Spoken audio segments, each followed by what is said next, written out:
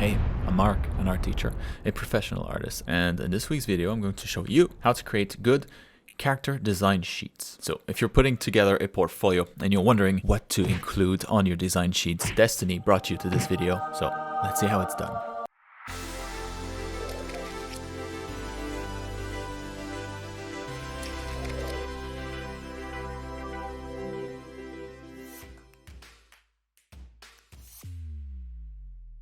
Alright, this week's video will be a must watch if you're a character or a prop artist, because I'll be showing you what's, in my humble opinion, the best way to put together a concept design sheet for a portfolio, or in the context of a real production environment too, for that matter. During my decade as a game developer, I got to do quite a bit of these, and I've also reviewed my fair share while sitting through dozens of artist interviews then and now from my own students. Enough to know what works and what doesn't, so here we're going to quickly go over the main requirements I think every concept sheet should include, and it's actually pretty simple stuff. This applies just as well for props as it does for characters.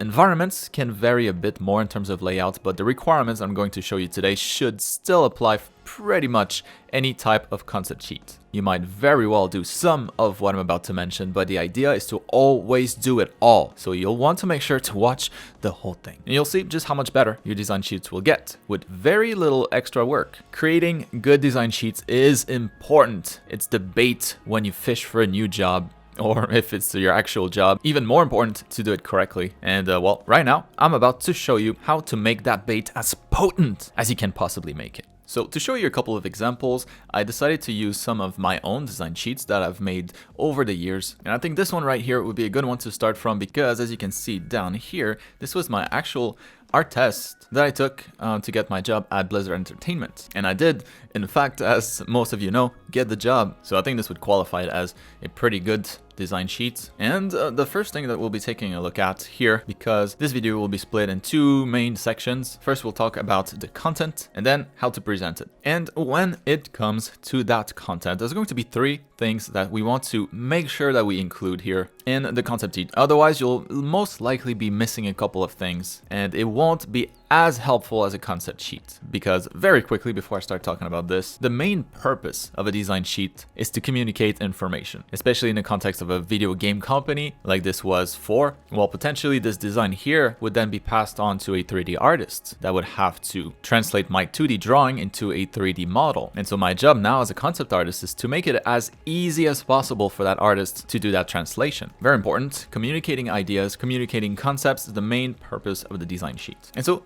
there we have it. The first thing that, of course, the most important part will be your main concept. In this case, it would be this one here on the right. And the reason I'm calling it the main concept is just because it's the most important design of them all. It's kind of like the focal point of your design sheet. And so there's a couple of things here that we'll want to make sure that we do to make this successful. The first thing, the main thing, is that this should be the drawing that is the most polished of the entire sheet. It's what, in my mind, the 3D artist that comes next will spend the most time looking at and analyzing, and the rest really will only be there as kind of support material to make that translation into 3D a little bit easier. Now, I keep talking about 3D. Of course, there doesn't need to be a 3D artist that comes next. It could be a character sheet for like an art book, for a cartoon, TV show, series, or something like that. But still, the idea remains that somebody else will take this concept and do something with it later on. As concept artists, we're kind of like the first step of the pipeline. So yeah, anyways, maximum amount of polish on this one here, on your main concept. And what that would mean would be things like making sure you got really good shading on here. If possible, adding a little bit of light information on top of your shading, because all of these things contribute to making the volumes of the character or the subject read better. And of course, in most cases, you'll want this to be in full color as well. So a fully rendered 2D concept. And then the last thing will be kind of the angle of the character, the perspective of the character. So in this case, she's front facing, which is not necessarily what I would usually recommend, but it can work for more simple characters, especially when the majority of the details are in front of the characters. But typically, I'll recommend something more like this, something more like a 3/4 view for your characters in the front and from the back. Something like this would most likely be better, in most cases. Once again, I'm following the same rules here, making sure that my main design is the most rendered. With this one, I decided to do a 3/4 view because if I did a front view, I was thinking that I would probably not be able to communicate enough of the design information for the legs. So there's a lot happening on the side of the leg here, as well as in front. And so in this particular case, having a 3/4 view works better. And this is what I'll recommend that you do in the majority of cases. All right, next we can talk about the secondary view. So I've hinted at it already, but the secondary view would be basically the second shot of your main design. Usually it'll be a back shot, right? In this particular case, we still have the details in the front, but really not much of that carry over to the back. It's not like a simple t-shirt or anything like that. For this design, I wanted to have the back view a little bit more custom, a little bit more designed, and certainly very different from the front. And so it makes sense in this case to add a back view. One thing to keep in mind with the secondary view here is that since we already have the main image fully rendered, you really don't need to do the same process again for the back view, for the secondary view, because then it can become repetitive. You see, in this particular case for my Blizzard art test, I rendered all the different views basically just as well, because this was meant as a portfolio piece. This was meant as an art test, something that I want people to be wowed by, right? But in the context of like a work environment, this would be plenty enough. Sure, for portfolio, you might want to push it a little bit more. And then we can move on to the additional sketches. So this is going to be anything and everything that can help further convey information that might not be as obvious from the main concept and the secondary view. Now in all of these sheets here, what I've usually done is just try to add a couple of sketch, like in this case here, the weapon, what that looks like from different angles. Up here, how the leg actually bends, and here how all of these things are kind of assembled. But let's say my character had a very important weapon for the project. Then maybe that's something that I would want to add on the side here. Now, let's say I was working on a different kind of project, maybe something where I'll see the character in cutscenes a lot more often, or maybe I'll have dialogues with the character. In that case, I might want to add like facial expressions, especially if the character is more cartoony and I want the face to deform a particular way. Or it could be different outfit variants, you know, like this one right here would be an additional sketch.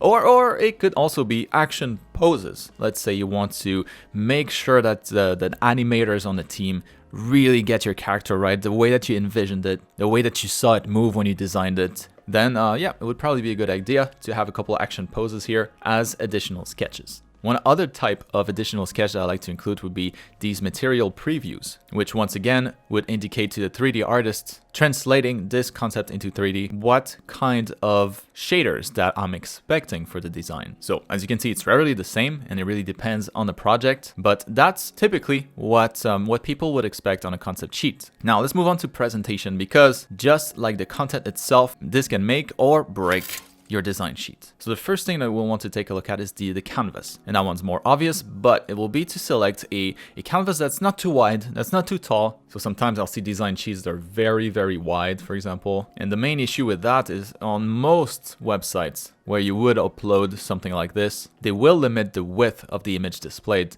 And what we want to do with these concepts is to maximize the space that it takes on screen. So I would say for most design sheets, go like a widescreen format, 16:9 at the widest. And if you want to go portrait mode, something closer to like typical printing paper, so 8.5 by 11. Yeah, basically not too tall and not too wide. Easy. Next will be making sure that our values are in check.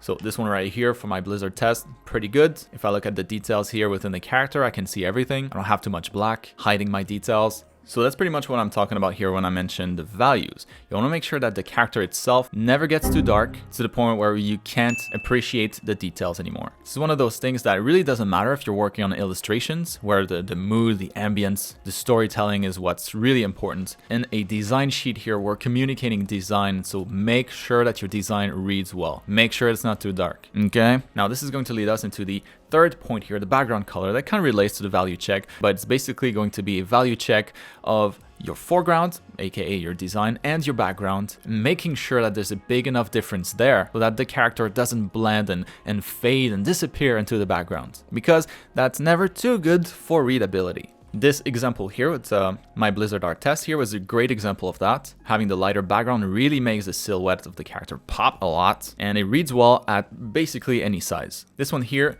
maybe a little bit more dangerous because I have a lot of dark values on my main design, and so that could potentially blend with the background, but I've used a couple of tricks to make sure that this doesn't happen. One of these tricks could be adding a rim light, and so if I didn't have this orange line right there, the color of the leg and the color of the background would kind of blend, and the silhouette of the leg would be much harder to see. So rim lights, great way to reinforce your silhouette, make sure that it pops from the background, but you can also add lights behind the character instead of on top of your character in the form of a backlight like this. That's another great way to kind of reveal the silhouette if your values between the character and the background are a little too close. And as you can see here, I'm just doing it locally, right? I don't need to do this for the entire image, just the areas that are a little harder to spot. So maybe there would be opportunity here to improve that, because the only thing separating the two right now would just be that black line. And so I could help reinforce that a bit more by adding just locally here a little bit of light, a little bit of extra light to make sure that my silhouette pops. And now just like that, the leg is more visible. So that's what I did for this entire character here. That's what I did for these two characters. And then for my Blizzard art test, what I chose to do was go the rim light route instead. And this leads us to the final checkpoint here that we want to make sure that we include in our design sheet always. And that's going to be good descriptions, but not too much of it. So what I like to recommend when it comes to the text that you'll have on your design sheet is to always keep it to minimum. Let the design speak for itself. That's the point of it. As you can see here, I like to keep it very, very short. This is a design sheet. It's not a novel. So anything that could be ambiguous in your design, you can clarify it in a couple of words. In a different project, you could have maybe a short bio for your character if you're introducing a new character and the background story is important, and maybe not defined within the scope of your project. In that case, go for it. But most people looking through your portfolio won't stop and read the text. So don't waste your time. Keep it short and sweet and rely more on the art itself to do the talking. And there you have it. This is how you put together the best possible design sheets. Those are all the ingredients that go into it. Oh, and if it's design that you're wondering about, well, last week's video covers just that topic. So have a look at it. Link in the top right corner of the screen here or down in the description below. So like I said at the beginning, I'm sure a lot of you are already doing a lot of these things, but the goal here is to do it all the time. If you follow all of this, your design sheets will look more impressive. They will look more professional, pretty basic stuff, and so it should be something that you can start applying right away. Your design sheets better be awesome from now on, you got no excuse. And I hope this was helpful. Now, this video idea was recommended by one of you, just like today. If you have something in mind that you think would make a good video tutorial for me to tackle, well, leave your idea down in the comments below, and it could quite possibly become the subject of a future video. As usual, really quickly, if you want me to keep pumping out weekly tutorial videos, there's no better way to let me know than by smashing the like button. And of course, to make sure that you don't miss out next week's video, make sure that you subscribe.